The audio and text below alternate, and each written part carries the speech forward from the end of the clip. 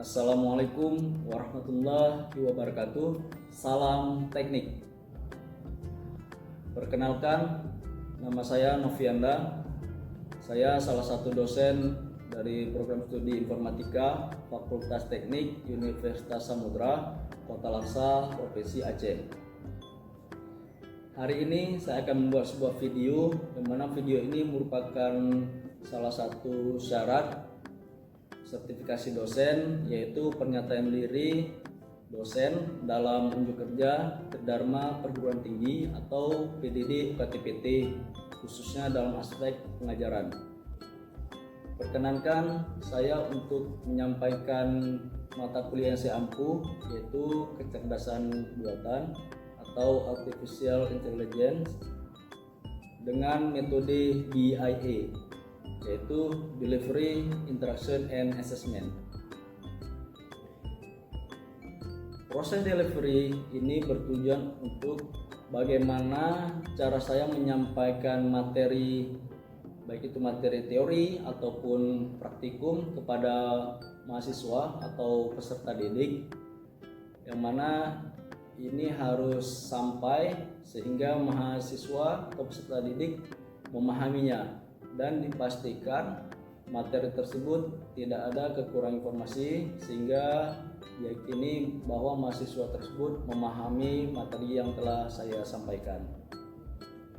Sedangkan untuk yang mana ini harus sampai sehingga mahasiswa atau peserta didik memahaminya dan dipastikan materi tersebut tidak ada kekurangan informasi, sehingga diyakini bahwa mahasiswa tersebut memahami materi yang telah saya sampaikan.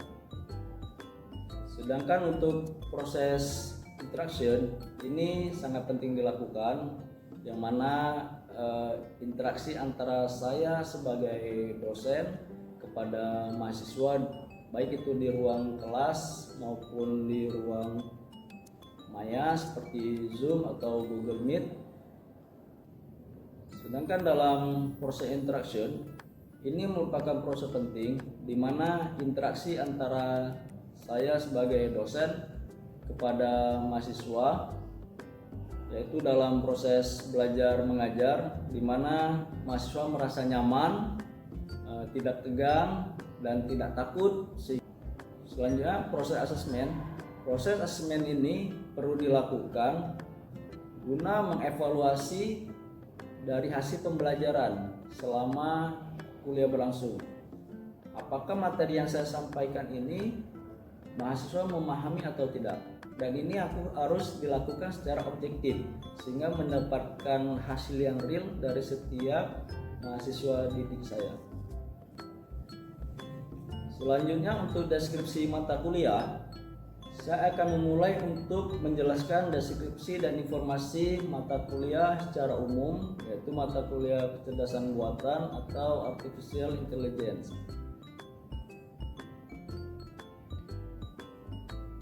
Mata kuliah kecerdasan buatan merupakan mata kuliah wajib, yaitu pada semester 5 S1 Informatika Fakultas Teknik Universitas Samudra. Mata kuliah kecerdasan buatan memiliki bobot 3 SKS selama 1 semester, di mana 2 SKS teori dan 1 SKS praktikum. Bahasa pengantar yang digunakan dalam perkuliahan ini yaitu bahasa Indonesia. Mata kuliah kecerdasan buatan bertujuan untuk membekali mahasiswa dengan pengetahuan, konsep, keterampilan, dan penguasaan metode-metode dalam kecerdasan buatan, yaitu salah satunya metode searching dengan menggunakan algoritma blend search dan heuristic search. Pada mata kuliah kecerdasan ini akan membahas materi pembelajaran, yaitu tentang sejarah kecerdasan buatan, ruang keadaan, metode searching, reasoning, planning, learning, jaringan saraf tiruan atau JST, machine learning, dan penggunaan web GPT. Kemudian akan membuat sebuah aplikasi sederhana dalam kecerdasan buatan, yaitu menggunakan tools atau bahasa pemrograman Python dan MATLAB.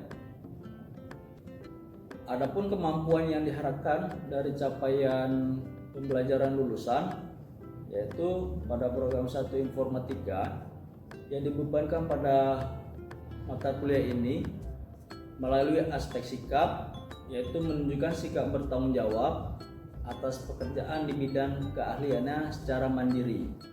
Kemudian dalam aspek kemampuan umum, mahasiswa mampu menerapkan pemikiran logis, kritis, sistematis, dan inovatif dalam bidang pengetahuan informatika. Selanjutnya, dalam kemampuan khusus, mahasiswa harus mampu menguasai bahasa pemrograman dan algoritma untuk merancang sistem kecerdasan buatan, serta mampu mendokumentasikan, menyimpan, mengamankan, dan menemukan kembali data untuk menjamin kesahihan dan menghindari plagiasi. Untuk capaian pembelajaran mata kuliah atau CPMK pada akhir perkuliahan ini ada dua, yaitu yang pertama, mahasiswa harus mampu menerapkan metode searching dengan menggunakan algoritma blank search dan membandingkan algoritma breadth first search dan depth first search. Kemudian yang kedua, mahasiswa harus mampu membuat aplikasi sederhana kecerdasan buatan sesuai dengan minat dan bidang dari mahasiswa tersebut. Selanjutnya, adapun referensi yang digunakan dalam mata kuliah kecerdasan buatan, diantaranya e-books kecerdasan buatan, buku cetak pengantar kecerdasan buatan, referensi dari artikel jurnal baik bahasa Indonesia maupun berbahasa Inggris, serta masih ada beberapa referensi pustaka lainnya yang bisa dijadikan sumber referensi dari kuliah ini. Sistem pembelajaran atau metode perkuliahan dalam kecerdasan buatan, yaitu sistem pembelajaran dilakukan secara sinkronus dengan menggunakan pembelajaran aktif yang mengutamakan peran dan keaktifan mahasiswa dalam proses pembelajarannya, yaitu pembelajaran kolaboratif, diskusi kelompok, dan penugasan atau praktikum berupa studi kasus, dan hasilnya akan dipresentasikan di depan kelas baik secara mandiri maupun kelompok.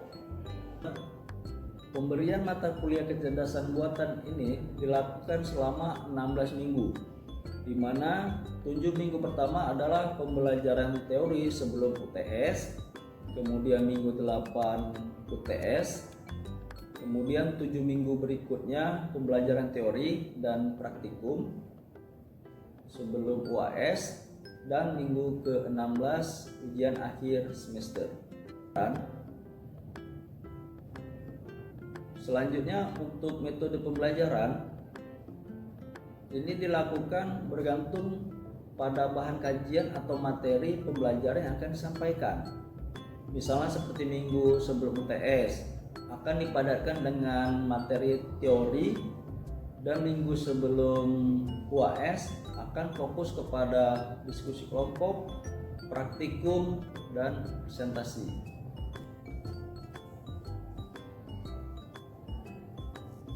Untuk interaksi antara dosen bersangkutan, yaitu saya, dengan mahasiswa dilakukan secara sinkronus dan asinkronus.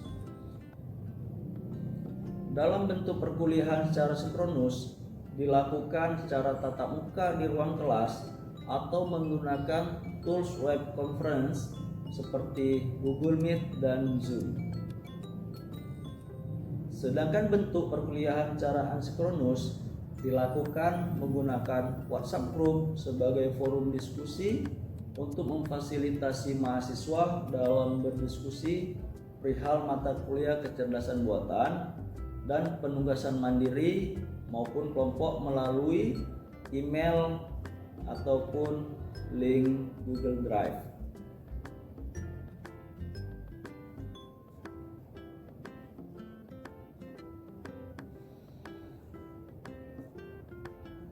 Untuk evaluasi pembelajaran mata kuliah kecerdasan buatan ini didapatkan dari kehadiran, kuis, diskusi interaktif, penugasan atau praktikum baik mandiri maupun kelompok, ujian tengah semester dan ujian akhir semester.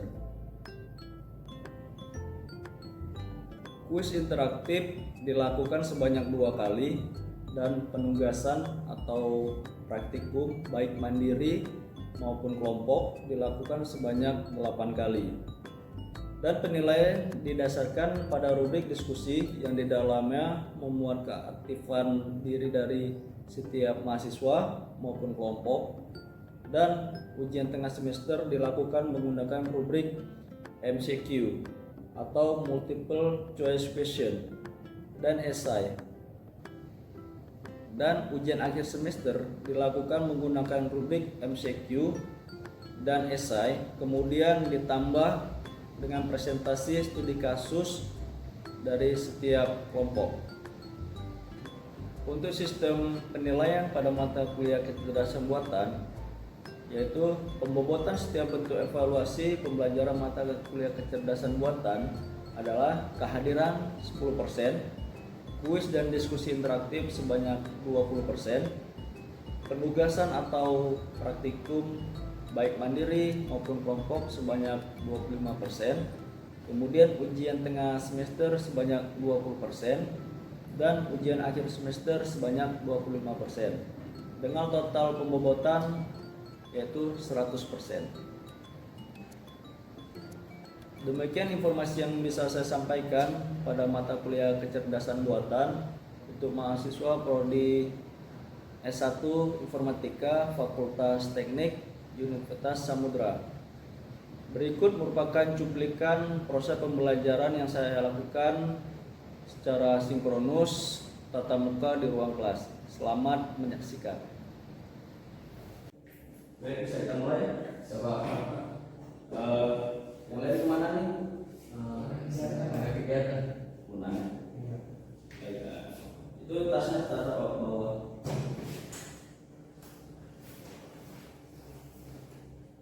Baik, hari ini ya kita pelajari mata kuliah kecerdasan buatan ya, dengan metode searching. Nanti metode searching ini dibagi lagi ke dalam algoritma research ya. Baik, sebelum kita mulai seperti biasa berdoa dulu ya, supaya aja berdoa dulu ya. Doa selesai. Baik, ini pertemuan keempat ya tentang metode searching ya. Sebenarnya sudah ada tahu searching? Sudah pernah dengar ya?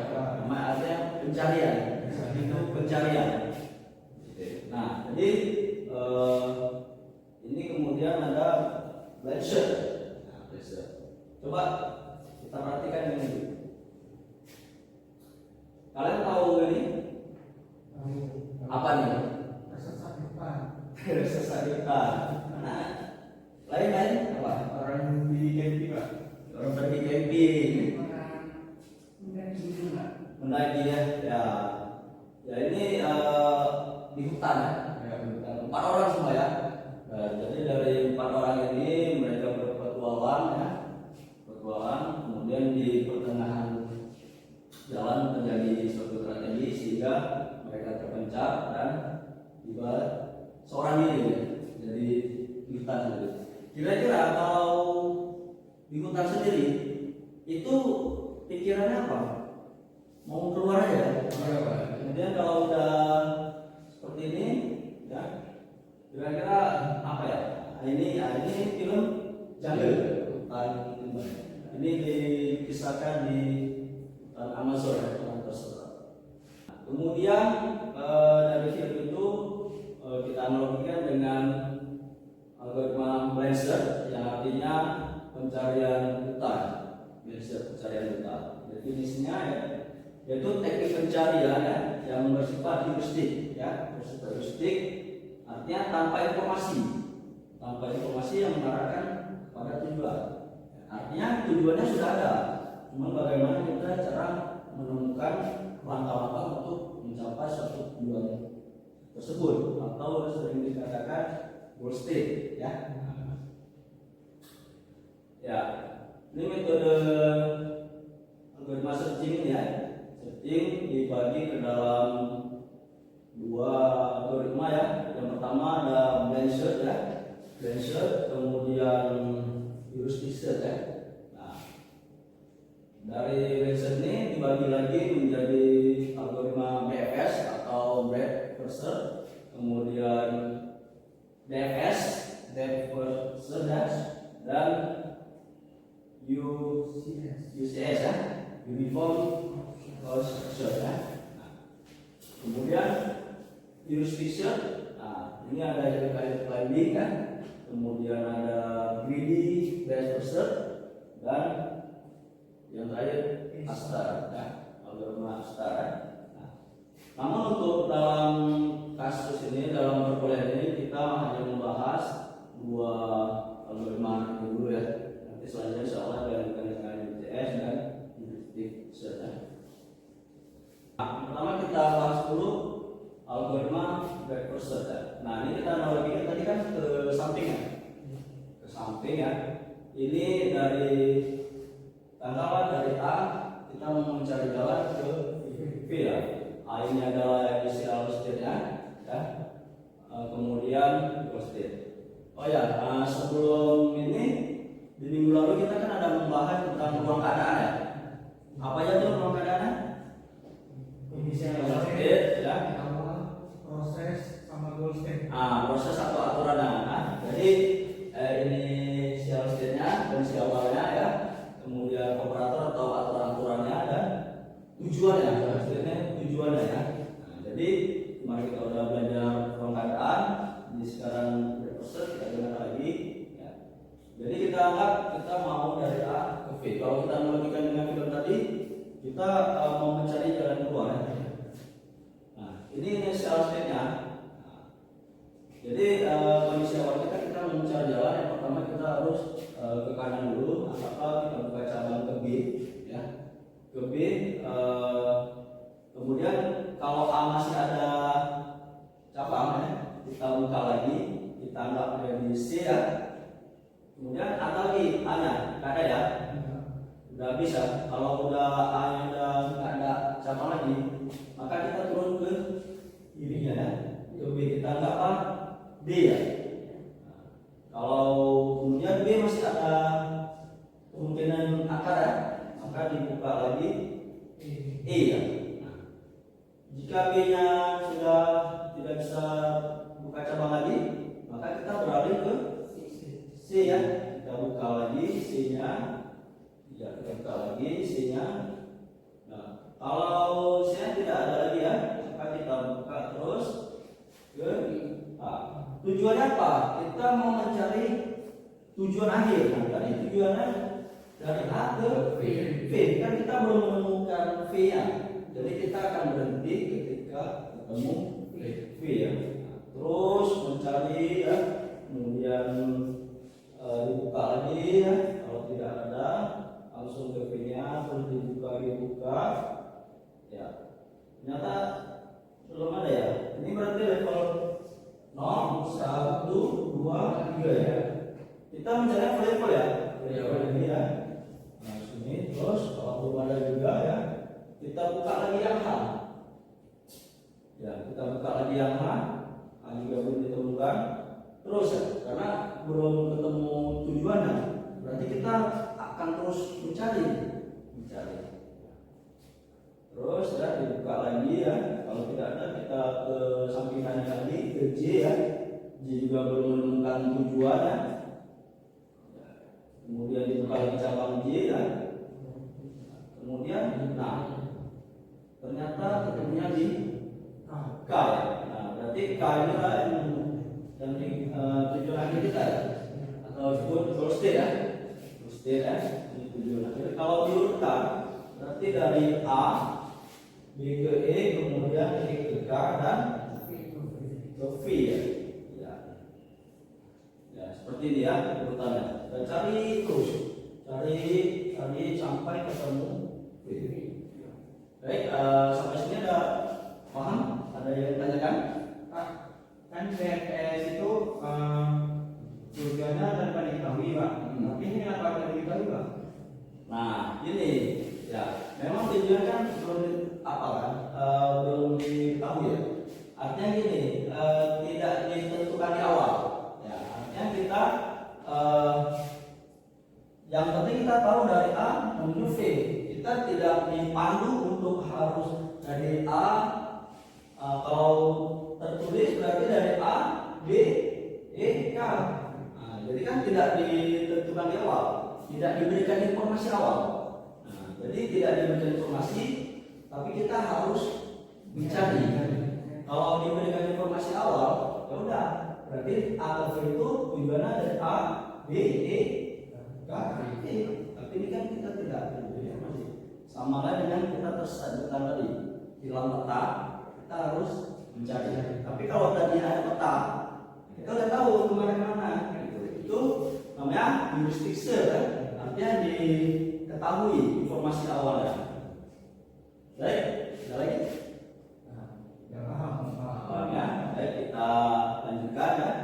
Ini algoritma breadth first-nya. Kemudian, baik, nah selanjutnya kita ke algoritma depth first ya. Kita ini kondisi awalnya A, kita mau menuju P. Nah ini kan informasinya awalnya A ke P, tapi kita tidak tahu harus lewat mana, makanya kita harus mencari ya. Kalau tadi BFS sampingan, ini ke bawah. Kita anggap ini secara stepnya A. Kemudian kita coba buka cabang B, apakah B full state atau tujuan? Kalau bukan, kita lanjutkan ke C ya. Apakah C full state-nya atau tujuannya?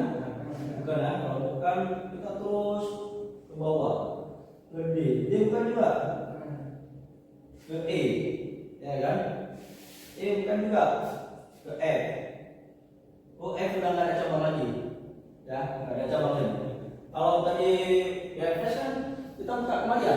Nah, ini kan ke kiri terus ya, ke dalam ya, ke dalam yang mencari. Nah terus ini kan sudah mentok nih, sudah mentok ya, nggak ada cabang lagi, maka dia akan naik satu, akan naik kan ke E. Apakah E ada cabang? Ada. G tidak ada lagi. Kalau nggak ada, maka dia naik ke D ya. Ya, D. D kita bukannya lagi, enggak. Dia naik ke C. C kan nggak ada nih. Ya. Terus dia naik ke B, ya. Ke B dia ada cabang? Ada ya. K, ya. K. Kemudian apakah K merupakan tujuan? Bukan ya. Berarti kita harus mencari terus ya? Mencari terus ya. Kemudian ke L bukan juga, ke M bukan juga, udah mentok. Kalau bukan berarti kita naik lagi ke L ya. L bukan juga, bukan juga, maka kita harus naik lagi. L bisa bukan cabang? Bisa, berarti dia harus naik ke K ya.